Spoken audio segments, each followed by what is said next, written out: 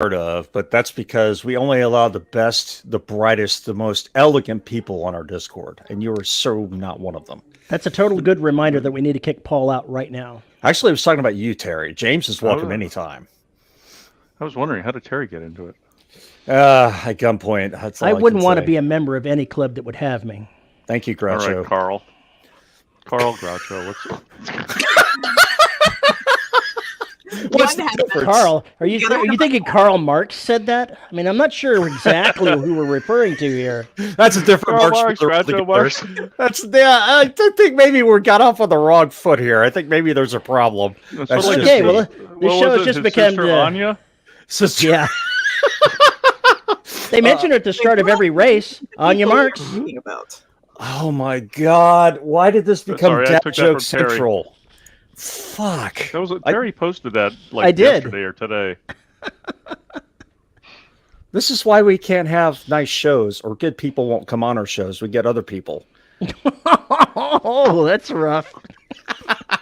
Howdy, folks, and welcome to another episode of the Dead Robot Society. I am Paul E. Cooley. Joining me today, as always, is Veronica Jaguar and Terry Mixon. And sassy. And our special guest, James S. Wrongway Feldman Peet.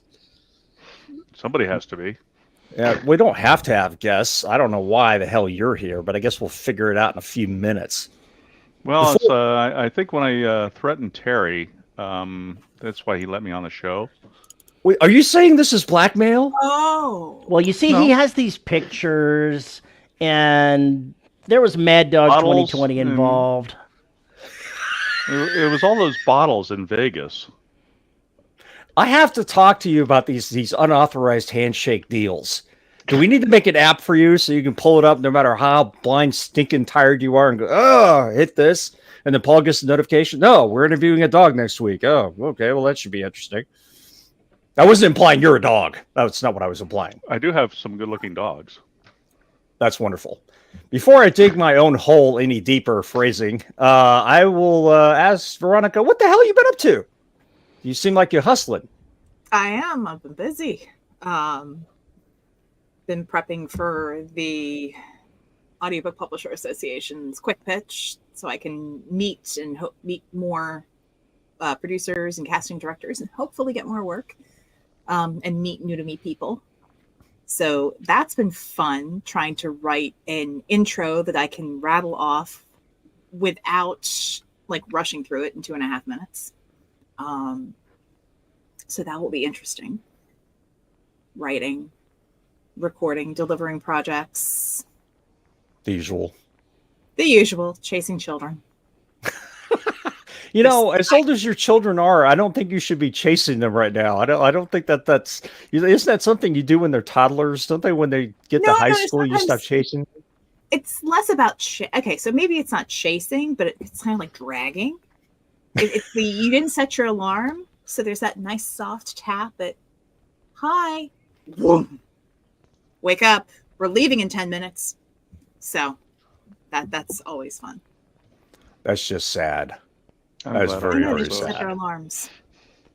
At least, and I know better than to throw a cat onto the bed, because if I throw a cat onto the bed, inevitably the cat will get snuggled and will go back to sleep. These are modern first world problems that I just don't think are problems. I think you need a pet honey badger. Why are you stuck on honey? Did you watch that damn video before we started the show? Because you were all over it. Honey badger don't care.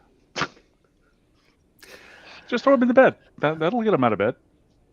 All right, we're going to move on to Terry. I think that basically his life is summed up with the cats trying to suffocate him. That happens on occasion. It's actually on the bingo card. Ooh, Chris says you should use ice water. Then I would have to clean it up, and I don't want to have to dry out a mattress in Florida humidity. I'm better off truly in this day and age, the best way is to threaten like pictures and get them when they're asleep and like drooling right before they wake up. Facebook, And then- Instagram, tag them in that shit. I'm going to go ahead and put Williams' I know comment I up know here. friends. That's just easy. This seems a little bit over the top to use a spay bottle that works on cats. Oh no, a spay bottle? Yeah, Oh god. I'm thinking this may be a little over the top. A spay bottle. Can you imagine Yeah, if you could ouch. spay a cat just by spraying them? Otherwise, I'm terrified to know what a spay bottle is and what it looks like and what it's used for. I don't want to know, and I'm a horror writer for Christ's sake. Oh god, JR's joined us. No, Where's that no. ban button? It's close. It's close by. Don't worry about it. Don't worry. Well, about as far as me, I have not written jack all. But have since you read last week? Jack?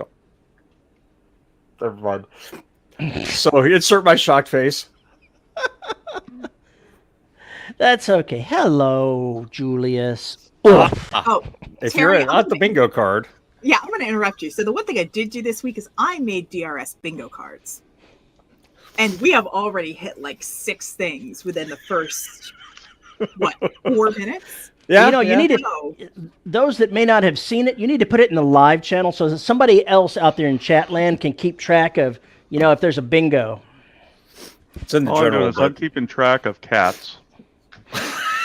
You're gonna Right now, both versions are in the they're in the general. They're also on the Facebook group, and I promise Julius suffocating or smothering Terry is on the bingo card. So on the yes, bingo card. So whoever is currently watching the live show and in the chat, somebody please take ownership of the bingo card and start ticking them off, because all right, Terry. What you were trying to say before you nearly died. I can't wait to see the hairball you're going to eject later from your esophagus. You think this is a beard? It's just a hairball that I haven't finished cleaning up. That's nasty. Oh my God! Get some Nature's Miracle I for don't that even shit. want to know. Yo, you really don't. You really don't. No. No, there's just been lots of little things going on since the weekend, last weekend. Doctor's visits, getting the treadmill finished assembled, which we did. Just things that interfered with having a good, decent stretch to write. And I said, I don't mind taking a little bit more time. I'll start writing again tomorrow. I'm happy with that. Tomorrow. This sounds like a lot of slacking to me. Sometimes you got to take a break from the writing so that you can get all the things in the regular world done. I think you have needed this for a while, so I'm actually glad to see that you're taking it. So good for you. Be a slacker. I like writing every day, and believe me, getting back to the habit of writing every day is going to be a challenge. It is. But sometimes you just got to say, okay, I'm going to take a couple of weeks and I'm going to knock out all these things and not worry about it.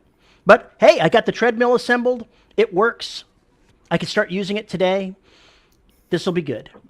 So the next time you see me, I'll be in a cast because it went to 12 miles an hour and threw me off the back.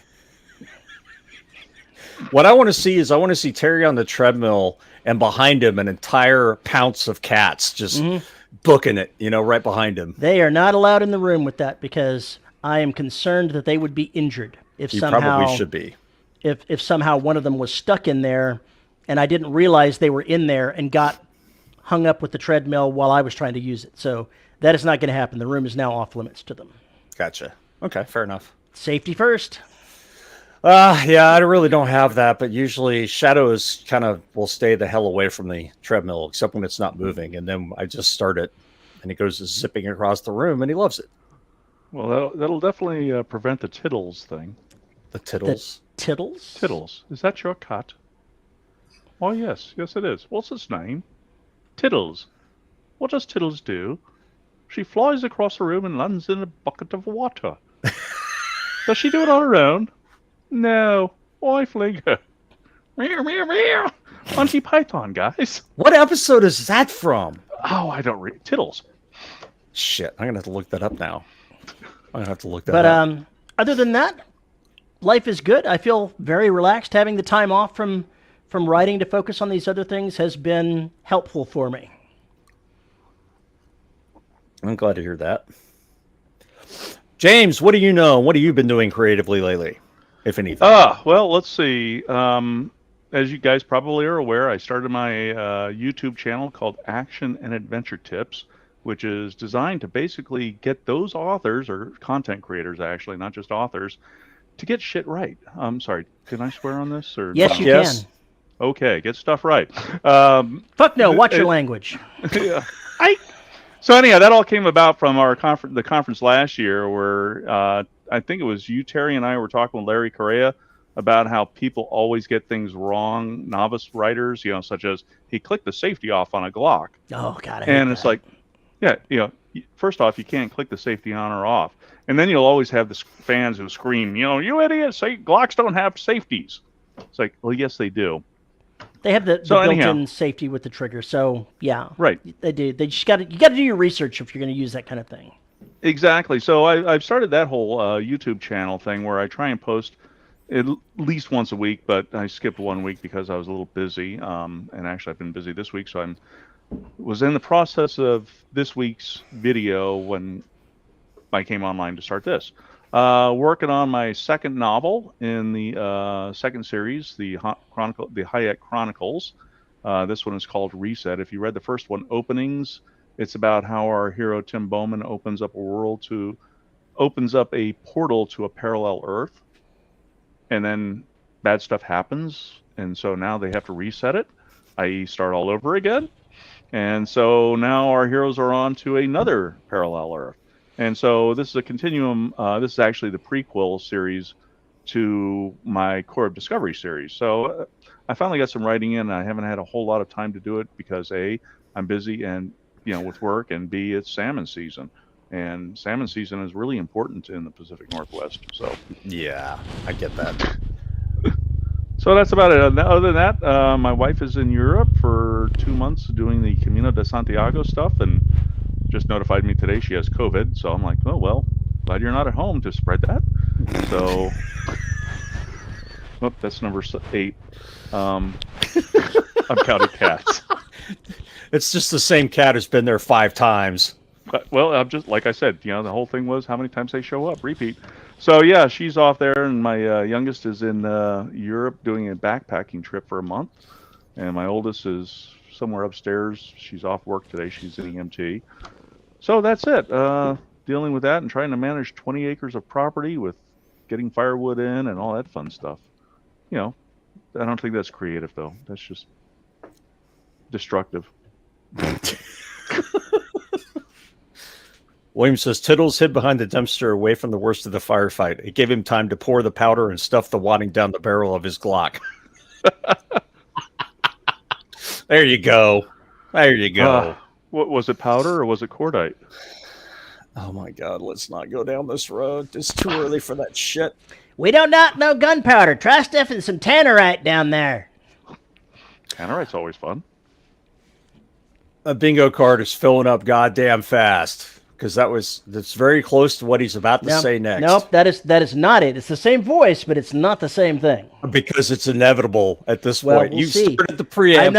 I'm not intentionally going to say it. It's inevitable. It only counts if you can't go ahead and put your thumb on the scale of the bingo card. I'm just saying what I expect to hear. It's inevitable at this point. It's going to happen. It could happen.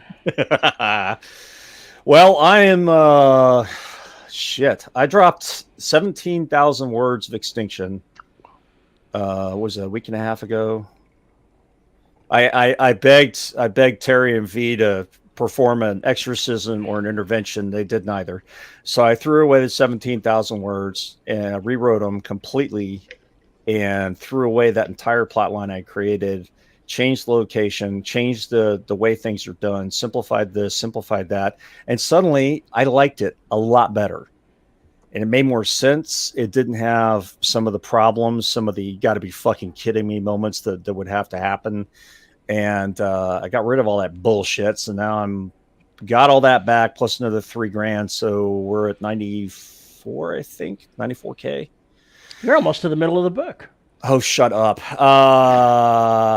The reason why I have Kima in my name is I have spent the last week and a half researching everything around Terry's wonderful world. And I've planned out a route of destruction that I think is just absolutely fucking glorious to end this book on. So I have loaded the deck. I have got everybody in place.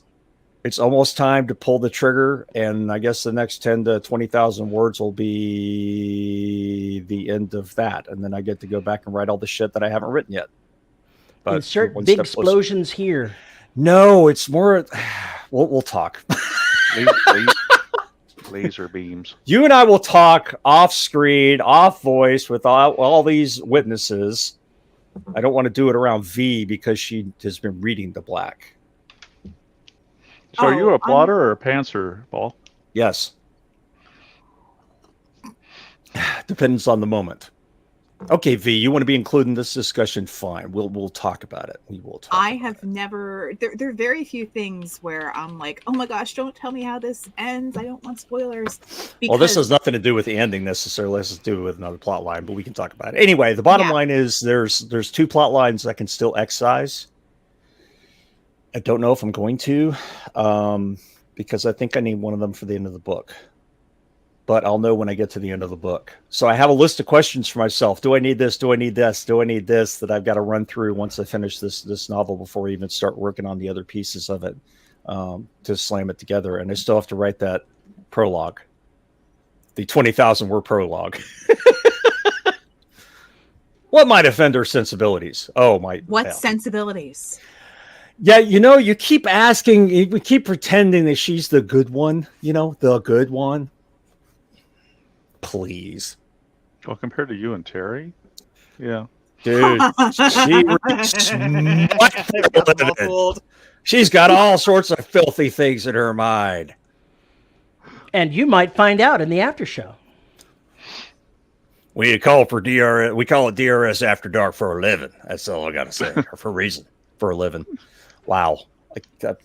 See, now, I told James before we started this, when I told him he was coming on, that in the After Dark show, we were going to be playing some pitch deck, and I'd throw in the NC-17 deck. He said, "What's that?" And I said, "You'll find out." So, patrons and BMAC members, you have something to look forward to, which should be incredibly dangerous. Volatile. So anyway, I'm trying to get Extinction done by the end of September, all the way through for a first read, and then finish it up in October. And it won't be published until next November, a year from November. But I want to get it done. I want to get it out of my hair. I want to get it to sit. So I'll come back and read it in 3 or 4 months and decide whether or not it's a piece of shit and needs to be rubbed down again. So we'll see. But I want to take my time with that book because it is the end of the series. So I want to get it right. So I have to listen to you people whine on the comments for the next 1,000 years. Oh, this was a great series till he got to the end. He totally fucked it up. I don't want to be that guy. Anyway, that's what's going on with me. There you are. So what the hell are we doing here? We got this Mr. James S. Peet guy. Sci-fi shit. What kind of sci-fi shit? Well, take a look at it. I mean, here we are in disparate areas of the world, coming to you live. You mean in disparate? Disparate is another way of saying it. Remember, I'm from the Pacific Northwest. We don't say things properly all the time. Okay, I want to point out the irony of Terry correcting somebody else's way of saying a word. Hey, don't rain on my parade. It's not often I get to correct somebody on their pronunciation. Anyway, sorry, continue. English is my second language. Give me a break. So... What is your first? Spanish. Oh, cool. Yeah, I was actually raised all over the world, and so when we were in Panama when I was a child, my first language was Spanish, and then when we came back to the U.S. briefly, my grandmother was shocked because, Boston Irish. Oh my God, he doesn't speak English. So my parents moved to Germany and put me in German kindergarten. Oh yeah, a great way to learn English. So I didn't actually speak English until I was 5. Wow.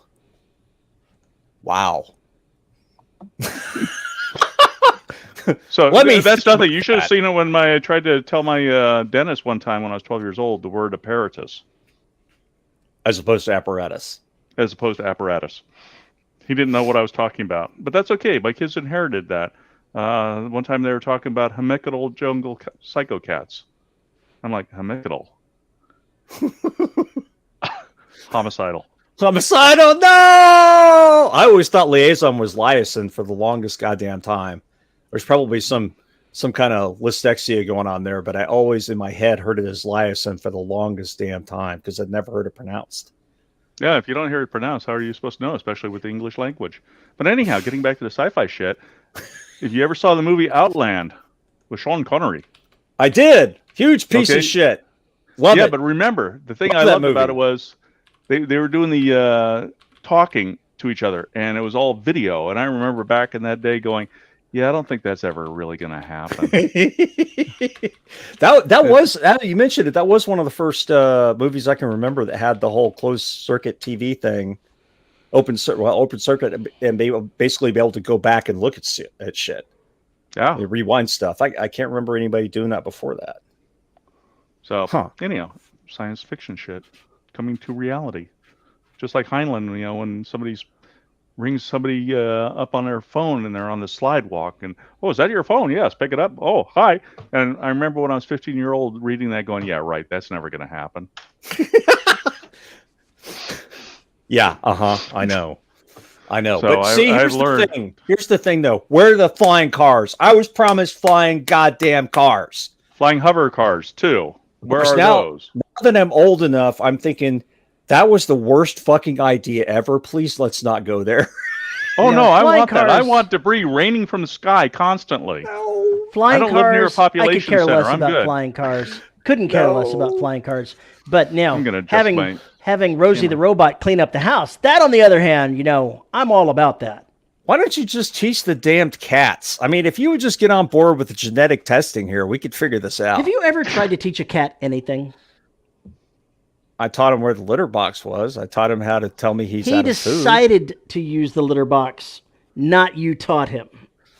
I taught him when I call. So does mine. He knows his name.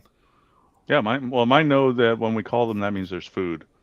Oh, mine knows he'll get scritches. Our cats don't let us touch them. That's something wrong with you, man. No, they're ferals. We adopted them from the county, so they get to stay in the barn, eat all the mice. They're always, I swear, sometimes we go into that garage and it's an abattoir. Blood everywhere. Oh, God. Murder Mittens has been busy. Oh, I mean, we'll find feathers, squirrel tails, voles, you can find moles. Anything. They just, they're gotta love cats. All right, James, why don't you go ahead and tell us a little bit about your alternate world science fiction? Alrighty then. So, for those of you who have never heard of me, I write a series called the Core of Discovery series that takes place on parallel worlds of Earth. So, anybody who studies physics understands that concept of parallel worlds. Anybody who writes science fiction, well, we just love it, because it's an escape from reality. And you can make up your own damn world and visit it. And I got sucked into this when I was in my teens reading H. Beam Piper. If anybody's ever read Lord Calvin of Otherwen or his Paratime series, yeah, that really got into me. And I've always been a fan of alternate history. Like, I think it was Harry Harrison's, I forget the name of the title, A Rebel in Time. Yeah. Yeah, and then, of course, Harry Turtledove with his series and such like that. And so I used to go on these long walks with my dogs, like 4 miles, and when you're walking, you have a lot of time to think, unlike some people sitting here with his back towards us. I'm looking for a book, so I'm listening. So I came up with this concept about this organization that explores parallel worlds, and I kind of framed it after Lewis and Clark's Core of Discovery expedition. And so what we have is the first series focuses on a young man named Bill Clark, who joins this organization, the Core of Discovery, that opens portals to parallel Earths where humans don't exist, and then explores them to determine whether or not humans exist on the planet or not. And if they do, they shut it down, or if they don't, they open it up for settlement, and they charge a lot of money for it. So they make a lot of money. Very capitalistic in that regard. And so he meets a girl, Mary Lewis, and romance ensues. And the first book, unfortunately, ended on a bit of a cliffhanger, which I know you should never do, but the fact of the matter is, I know you guys are like, we do this all the time. What? Sorry. So I had a moment. anyhow, the reason it ended on a total cliffhanger is the fact that the story was just too damn big for one book. So it's 2 books. It's around 200,000 words or so, a little bit more than that for the 2 of them combined. And so that's just the first part.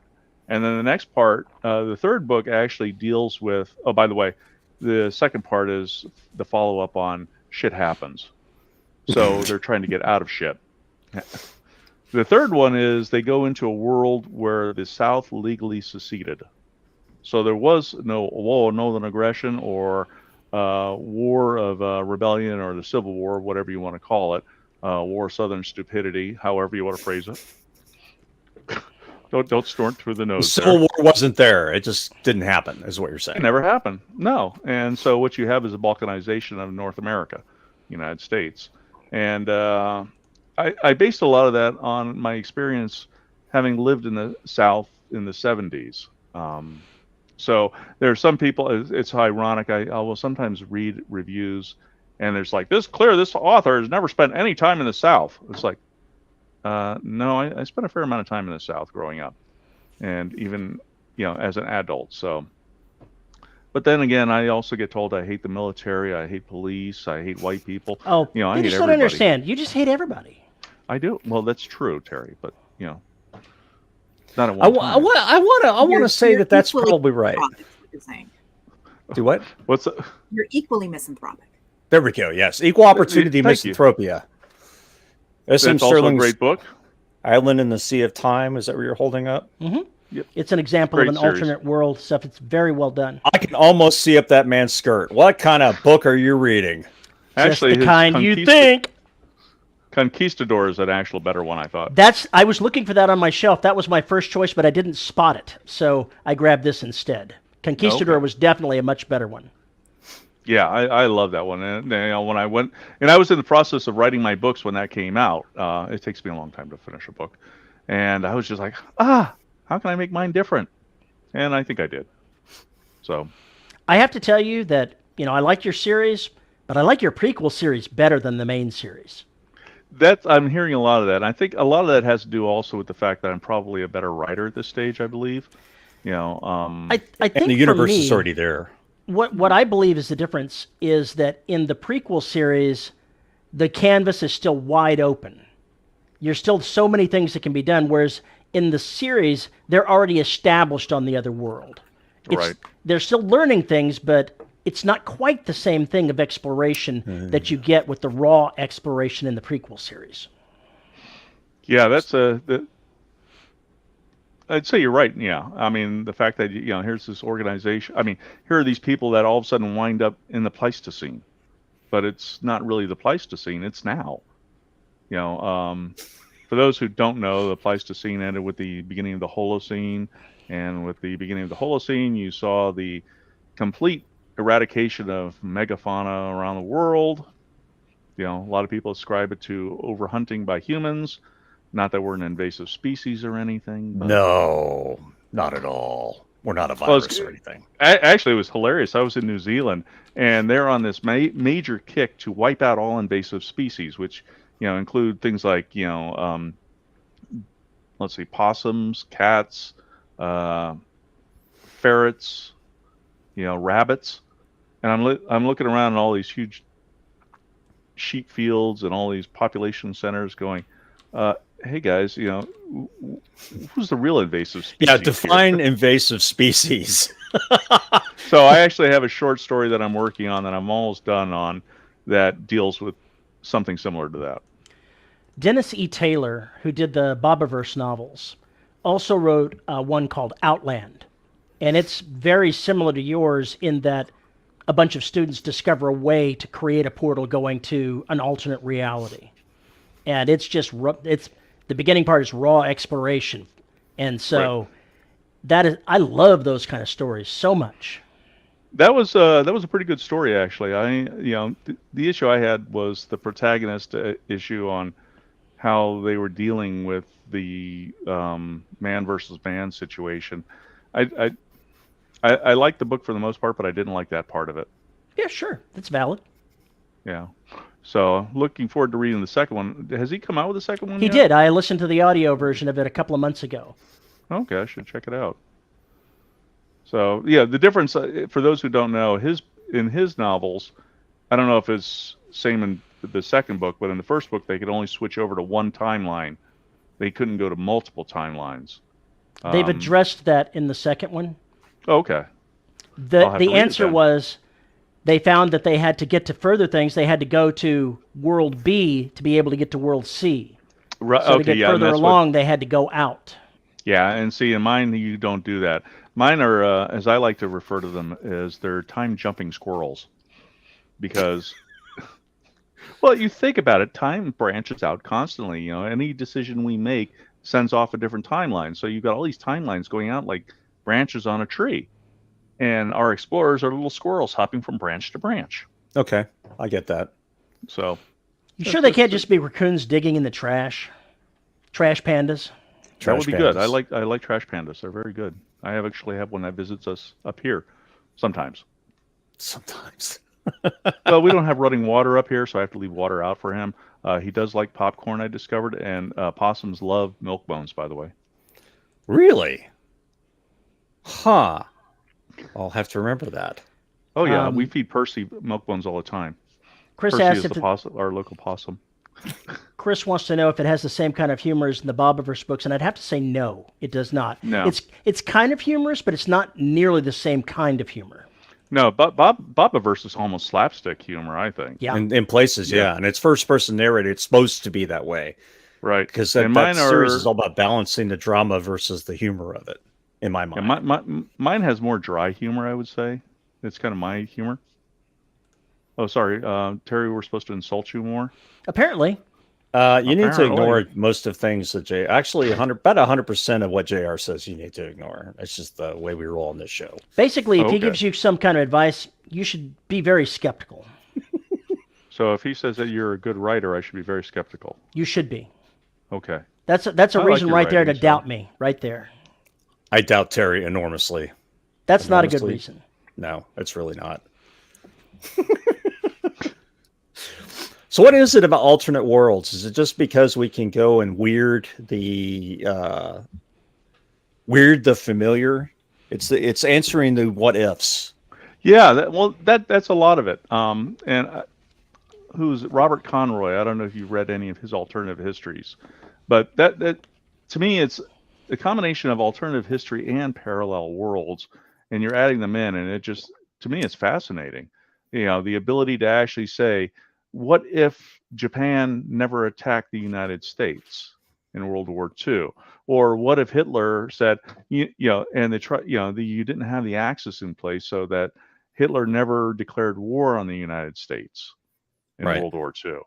You know, where would Great Britain be? And this is actually, there you go. That's a good book. Excellent book. Here, matter of fact, do I have any of mine around? I knew I had it over there. I just didn't find it right off the bat. There you go. Self-plug. I don't know if you guys can see this. Now we can see it, yes. Yay, me. All right. So this is... You're going to have that next book ready by Vegas, right? Yeah. Mm-hmm. Well, unfortunately, like I said, business has been extremely busy. For those who don't know, I'm a financial crime investigator, or a financial investigator / forensic accountant. And, CSI, forensic accounting. I think more along the lines of, the accountant. Oh, you're going to shoot up people like that? I see. Well, you see this diploma? Let's see, this one right here. That's a little certificate I got for hitting a target at 1,200 yards. So yeah. And for anybody who does shooting, they know that that's a distance. So I'm about 25,000 words into Reset right now. It's I already know what I want to say. It's just having the damn time to sit down and do it. And with my wife in Spain, I think I'm going to have time to finally wrap things up. So hopefully it'll be done by Vegas. It's definitely going to be done by the end of the year, though. So I've got to say that remembering Conquistador, the ending was hilarious. For me personally, I thought it could not have been better. Oh, that was a very good ending. I mean, remember how it ended? Oh, yeah, when they open it up and there's a saber-toothed tiger right there. And so the guy that was kidnapped and not able to go home gets the final laugh of them. Everybody is now in the same boat. Yep. Matt says, does that view of Terry's rear count for the butts entry on the bingo card, or do we need Antoine for it to really count? You need Antoine for that to really count. Enough said. I presume Antoine being a cat. No, he's one of the guys in chat. Chris says, was it at all inspired by Sliders? No, actually, it was not. And I know what Sliders is. I enjoyed watching it. This is all inspired from reading H.B. Piper and Harry Harrison when I was a teenager. Literally, I mean, Lord Calvin of Otherwen, and well, as Terry knows, I have a rather large collection of H.B. Piper books. Mm-hmm. Matter of fact, I think I have every one of them, and some of them are even first edition.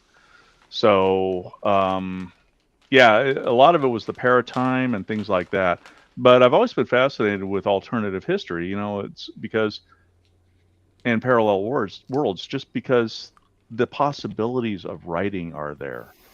I mean, literally, the way you can change history with just a simple thing happening. I mean, how many, if you think about it, do we really live on just one plane here on Earth? And I don't know that we actually do, because there are some events that you just can't quite explain.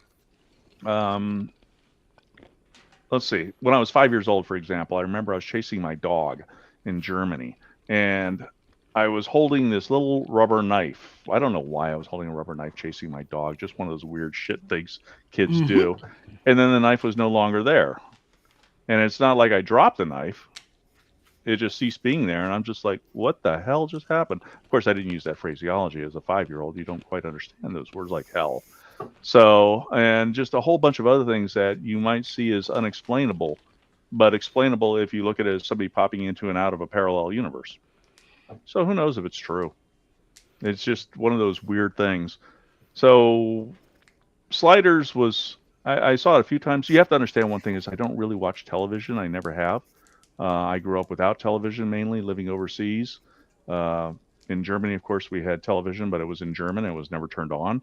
And when we lived in Liberia, we had television, but it was turned on like in the evenings only for maybe an hour or two. And in Laos, of course, you know, no English TV, so I didn't see TV there. So when we get back to the States, I didn't have time for TV, and I still don't do TV. I do movies, lots of movies. I mean, you will hear me quote movies all the bloody time. I mean, my students would come up to my daughter sometime at DigiPen and go, is that quote real from a movie? And my daughter was always like, yeah, my dad watches those stupid movies. So have you seen the most recent Mission Impossible? No, I don't think I've ever seen any of them. Oh, it's good stuff. I did see most Barbie. recent one was excellent. Barbie was Hey, excellent. don't knock Barbie. That was a lovely. I'm not knocking shit. I ain't knocking a damn thing. I haven't seen it. Can't knock it. It was one of those movies where if you understood the mythos and just the stories around it and the characters, it makes a lot of sense. And if you're the target audience for it, it's fantastic. If you're not the target audience, you may not get anything out of it, and that's okay, because there are plenty of movies out there for which I am not the target audience. I'll be like, no, I am not going to watch True Lies again. Wait a minute. She didn't like True Lies? Where's the boot button? I hate. It is True Lies is the bane of my existence. What? That is one of the best movies ever made. I'm curious I love why. True Lies. It is one of those movies that has not aged well, and yeah. So the reason I hate it with a passion is because during my first Thanksgiving break at college, I never went home for Thanksgiving. There are many reasons, but so I'm there, and the mighty Ginger and I, we've been dating since our first year of college. And so we're hanging out, and the only movie that is playing on the college's closed circuit television is True Lies. So that entire weekend, I was inundated with that movie.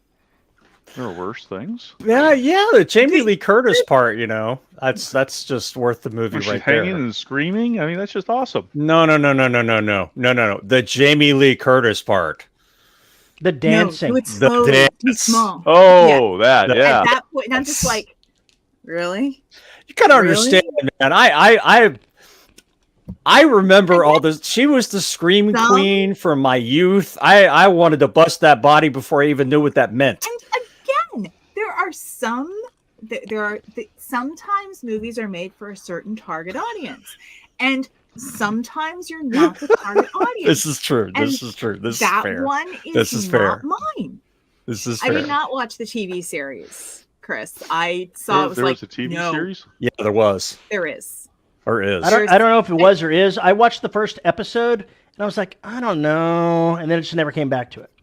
Yeah, I mean, right now I have a big gap in my movie and series watching due to many things like school and job and thank you, Patrick. Yes, that is one of the better quotes. Also, the other thing is in True Lies, Alicia Dushku is the daughter, and she's a fantastic. That's right. That's right. I totally forgot. She had the best facial expression. She did. She was great. Did I get muted? Am I still muted? that was inadvertent. You're here. Okay. Yeah. That you distracted me by muting me, so now I'm trying to think of what I was saying. Oh, her facial expression when her father shows up in the jump jet, and it's just like, it's the best thing I've seen on television ever. It's just like, what the hell am I seeing? Yeah. So, but like right now I'm catching up on my Star Trek because I never actually saw DS9. So I am catching up by watching DS9 from first season all the way through. And the Mighty Ginger is currently like, why are you watching that trash? It's terrible. I can't believe it. That's the one you can like leave behind and not watch. And I'm like, actually, Voyager is the one you can. Voyager you can leave behind. DS9 is actually pretty good. Shut your mouth. I love Voyager. I actually liked Voyager as well. I knew that you liked Voyager because you said Voyager was the one that got like my kids hooked because we watched Voyager as a family all the way through. I've watched them all, and I liked them all. You can leave Discovery behind. It was not that good. Did I watch Discovery? See, I've never seen any of these series. And that's the thing. It's what you grew up reading and what you enjoy. I grew up. Strange New Worlds is amazing. So good. So good. It's so good. Well, part of the reason is good stuff. Part of the Lower reason Decks, we don't have yeah. television is that when my oldest was 10 years old, she had a temper tantrum in front of mom, never in front of me. I wonder why, and threatened to push the TV off the stand if she didn't get her way. And we're talking, those big old Trinitron boxes. You guys remember those things? Mm-hmm. And so my Terry wife probably said, still has one. Yeah, probably. Still my use wife's it. like, you better not. And so she did. And I came home, and there's this honking big TV on the carpet. And I picked it up and turned it on, and we had a snow pattern. And I looked and I saw, the cable's been pulled out. So I plugged the cable back in. Yep, that's number 13. Yes, I have county cats. So I unplugged the cable, and I went upstairs, and I said, you broke the TV. It's going to cost $150. You're going to pay up now or what? 10 years old. I said, okay, as soon as you give us the money, we'll fix the TV. Never got the money, so I canceled the cable the next day, and she's now 27, and just last year found out what I did. We had no TV all that time because of that. It's like, hey, consequences have actions. We actually do have a television, but we live on top of a mountain, like 40 miles away from Seattle. So even if, I tried using the reception thing on the TV, it's like, forget it. And I refuse to pay money to direct TV for anything. So on the other hand, we do have a huge ass DVD collection of around 1,000 DVDs because I love watching movies. And one of my favorites, here's a plug, Mr. Right. Sam Rockwell, Anna Kendrick. Oh. It is hilarious. Okay, I like both of them. I'm going to write that down for a... Is he a robot or something in that one? No. He's an assassin. Oh, okay. All right. Yeah, he Thinking of a different movie then. he had a brain damage, so he thinks that killing is wrong, so he's killing people who hire him to kill people. How very Dexter. It's just freaking awesome. And the dance scenes are, the man can dance, that's for damn sure. My wife watches it just so she can watch Sam Rockwell dance, and she's not a Sam Rockwell fan, unlike yours truly. I mean, who can forget He's him? hysterical. I mean, Galaxy Quest. Yes. I mean, that's and of course, as President Beazle, Hitchhiker's Guide to the Galaxy, the president. Beelzebrox, something like that. Yeah, something Zayfold like- Beeblebrox. Get Thank it you, right. yeah. That was him, and of Deserves course, respect and the command of authority. I was going to watch that movie, and then literally in the opening scene, the cable cut out, and I never went back and watched it. And then, was- of course, it he's was- also the head of Hammer Industries in the Marvelverse. Zayfold I haven't seen Beeblebrox that. is. He gets around. Sam Rockwell, yes, his combat toys are not nearly as good as Tony Stark's, and Don't he all men gets have shown two up in heads? front of the Senate. Don't all men have two heads? Just That's asking. that's for the after show. Oh, okay. Just asking. Okay. And there's another Not if mark they- for your not if there's a spay bingo bottle. card. Not if there's a spay bottle. I believe that's called neutering, but yeah. Well, spay or neuter. Yeah, you'll figure it out. I don't even want to know what a neuter. I mean, the spay bottle is scary, but the neuter bottle is even more terrifying. No, what you need to have is the spay/neuter bottle where it does both. I have no response to that whatsoever. I do. I'm going to figure out if they can be used interchangeably or not. I'm not sure I want to know. The Or bottles you or want the to do sprays. I just want to point out you're just a bunch of sickos. That's what I want to point out here. So before we get too far down the rabbit hole, What rabbit hole? I know it's terrible. What advice would you have for the writers listening here, James, about things that are important for writing alternate history First or off, sit alternate down, put worlds your or whatever? Yeah. first thing is you got to put your ass in a seat and fingers on the keyboard and write. That's a given. Number two, know your history. If you don't know it, learn it, because most of what you're going to be writing is going to be based on some history. It doesn't have to be U.S. history. I mean, if you look at what H.B. Piper did, he had the migration that took place from Eurasia into North America from across the Bering Strait, as opposed to, I'm talking more advanced, as opposed to what we have, which is just the Asian population that migrated, forming the Native Americans. And he knows this because he studied a lot of history. So study history, study geography, understand the impact that geography has on worlds, on cultures, on society. Matter of fact, I'm actually going to be talking about this at 20 Books Vegas in November, where I'm giving a talk on geography for world building, which I don't know if you guys, Paul, you knew this, but I know Terry does. But I used to be an assistant professor at DigiPen Institute of Technology, which is one of the best game development schools in the world. And it was fun teaching there. I loved the students. And the class I taught was called Geography and Cartography for World Building, which was a way to introduce to the students there how you actually apply geography and map making when you're developing these games, when you're doing any type of content creation. And, DigiPen is just phenomenal school. I love teaching there. The kids are great. It just, unfortunately, wasn't economically viable. Is that SM Sterling also? Eric Flint. Okay, yeah. Eric Flint. Yeah, his 1632 series. Actually, no. This is different. a different series, and it's the main turning point in here is the president of Texas, before he became that, had been shot by an arrow that screwed him up. William B. Travis. That's Arrow's will. Let me make sure that I'm looking at that right there. I thought that was the one that starred Andrew Jackson, who I'll never look at this wanted here. a We're going. federal bank, which is why he's on I the don't believe $20 so, bill. but I will look at this here and see. But a single incident is changed, and it changes how things are leading up toward the War of 1812. And I think the lead person in this is Sam Houston. Okay, I thought for some reason I thought it was about $20 bill dude. I said his name. Andrew Jackson. Thank you, that guy. So yeah, those are the two biggies I would say, and also, if you're going to be applying any technology, meow. Here, I'll throw that in there too. Do we count cat sounds or just It's not my house. visuals? It's mine. And it actually does talk about Andrew Jackson in this, so maybe it is. It's been a long time since I've read it. I've but never read it.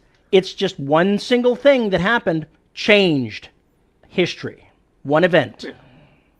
Yeah, I mean, it's amazing how that happens. But yeah, and the third thing I would say is if you're writing about any technology, that's 14. Get it right. Actually, on 15 now. I only saw 14, but then again, You were talking in one pass by the camera. Oh man, okay, I missed it.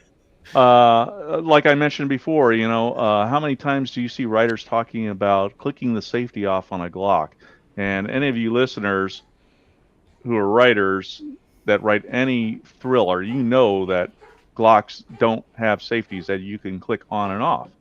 Or as Larry Correa pointed out, you don't smell cordite nowadays. You smell propellant, because cordite hasn't been manufactured since the 1940s. And it came about in the 1800s. But I've seen it used for fucking ever in all the action adventure thrillers I read in the 80s and 90s. It was all about the stench of cordite. Get your damn technology right. Fuck is what I'm trying to tell people. Rick says we have achieved bingo, so I don't know if this is the case, but he claims that we have done so. That is terrifying. That is really terrifying. So, anyhow, those are the three big ones. Know your history, know your geography, and know your technology. And if you're writing about other cultures, make sure that you also try and incorporate how they communicate. One thing I hate is when I'm reading a book written by a Brit and they bring in an American and the American is talking like a Brit. We don't talk like Brits. I mean, how many times do you say, well, he's a really keen individual? No, we will say he's a sharp guy. We're not going to say he's keen. Even back in the 40s, they didn't say keen. They would have said swell. So you have to understand that, humans have slang that they use, and even though we may speak the same language, it's not the same.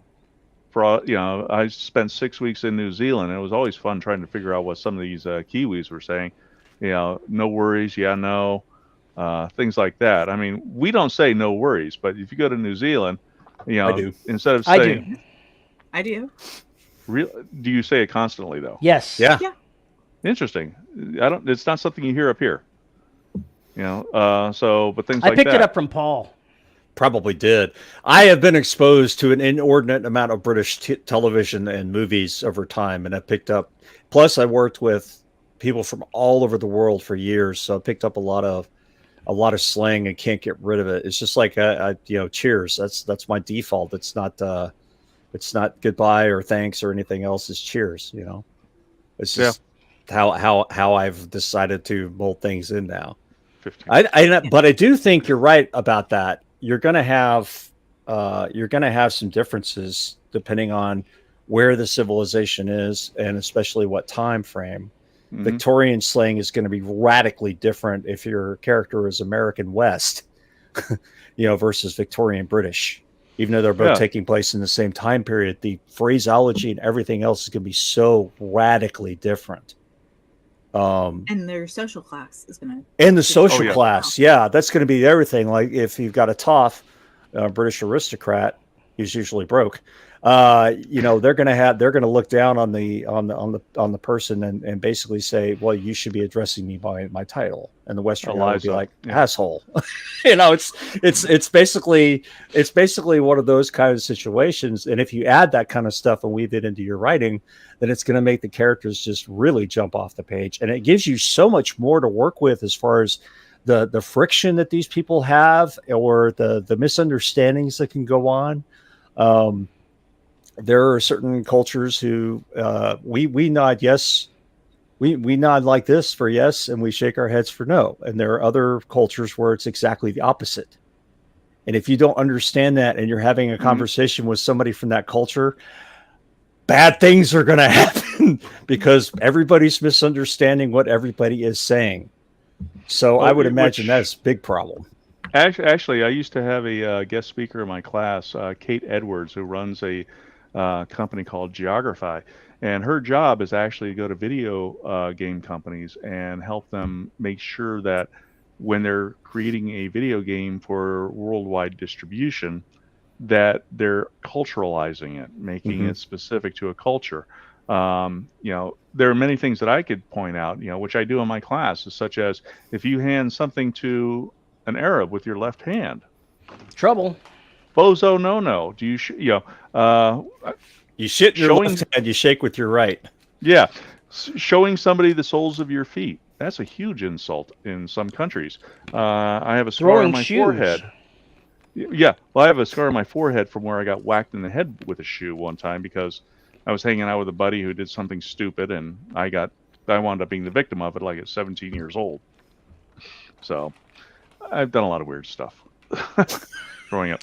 Apparently, you have. Yes, I have. And that's why I run action and adventure tips, because I am really knowledgeable on a shitload of stuff, but clueless on cultural stuff. But one other thing that I would recommend on writing, make your protagonist real. I don't know how many books I've read where the protagonist is a cardboard cutout. And usually it's related to, let's say you're reading some Civil War or post-apocalyptic thing. It's always like Hillary Clinton as some sort of a cardboard cutout antagonist. My antagonist in my third novel, Explorer, people are like, we want to see a series about this guy. That says something, and he's actually in the fourth book that I'm pulling out, but I've got another whole set for him. You never know where a book series is going to take you, because you may be starting off on one track and then you loop around and then you move on to something else, or people really like something. Right now, I've got Reset, which is the sequel to Openings, which is the prequel to the Core of Discovery series, being in the process. I also have a fourth book in the Core of Discovery series that's taking place. That one's going to be fun. And then I have a standalone youth novel with one of the characters from the second novel, Trekker.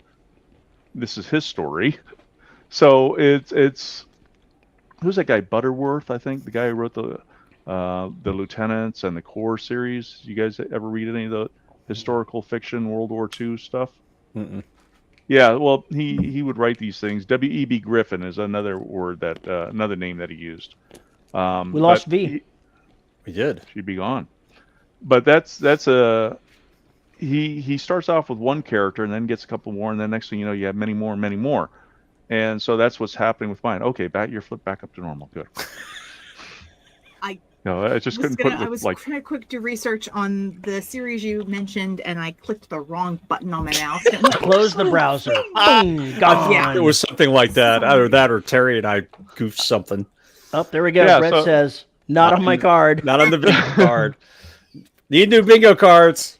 Third version. We'll work on that. Sorry. So, yeah, I mean, it's that's what I think makes a good story. And then, the parallel worlds, you can have anything happening there. I mean, you can divert from current meteorological stuff or climatic stuff and make it completely different. Mm-hmm. Just instead of opening it up to what we have, which is what we consider a normal world, even though it's not really normal at this stage, we're possibly in an interglacial period. You could be opening up into a glacial period, or maybe going back into more of a Jurassic or Triassic period where it's a lot of tropical stuff. So have fun with it. But always have fun with it. I mean, when I write, I like to have fun. I like to create characters that I think are good characters. Nobody's perfect, of course. I mean, one of the things that I address in my books are PTSD. Terry, you've read it, so Mhm. You probably remember that part of it. Yeah. Although I've had some people say, "How does he doesn't even address PTSD?" Oh, that was a hilarious one. Somebody gave me a really bad review, said it was a far right / libertarian fantasy, and I'm like, do you know the difference? Clearly not. And then he starts talking about that, they don't even deal with anybody having injuries or anything like that. And it's like, and I don't believe they read that book. Well, that's just it. And another reviewer got on there and just hammered them. I thought it was hilarious. So, but yeah, and one of the reasons I deal with PTSD is having been a cop, I had PTSD, and I know a lot of friends who have PTSD. My wife actually has it from the first Gulf War. I mean, it was so severe that when Bush announced we were going into the Gulf during the Second War, Operation Iraqi Freedom, she wound up in a fetal position for 3 days. It was not a fun time in our household. And there I am dealing with like a 2-year-old and, 4-year-old and a 6-year-old, something like that. So, and fortunately, I don't have PTSD anymore. Ask me how. How? Walking. Brett says maybe we should make a V exclusive card. Maybe we should make a call card, a Terry card, a V card. It's a lot of work. Better get your shit together, listeners, and get on that. That's going to be up to you. We are out of time. Where can we find you, sir? JamesPeet.com is my website. If you can go to Facebook, I'm at James S. Peet. Look for the one with the cover, not my personal one, because I don't accept friend requests from hardly anybody. I did accept it from Terry, though. Maybe I requested it from him. I don't know. And you should boot me immediately. Possibly. I'll keep that in the back of the mind here. And my YouTube channel, Action and Adventure Tips. So, and it's just constantly adding new stuff. If you have something that you think that writers should know about, but don't, let me know. I'll do a video about it. I'm good with that. Wonderful. Well, thanks for joining us today. Really much appreciate it. I'm sorry that, Terry actually finagled you to get here and then basically berated you for an hour. It's just awful. I wouldn't put up with that. Especially the things that happened in the green room. That was just awful. Well, I've known Terry now for how many years, Terry? 4 or 5? 4 or 5, something like that. Something like that. I expect nothing less. Exactly. Hey, I'm the guy that last year in Vegas. Like jock itch. You scratch it, goes away.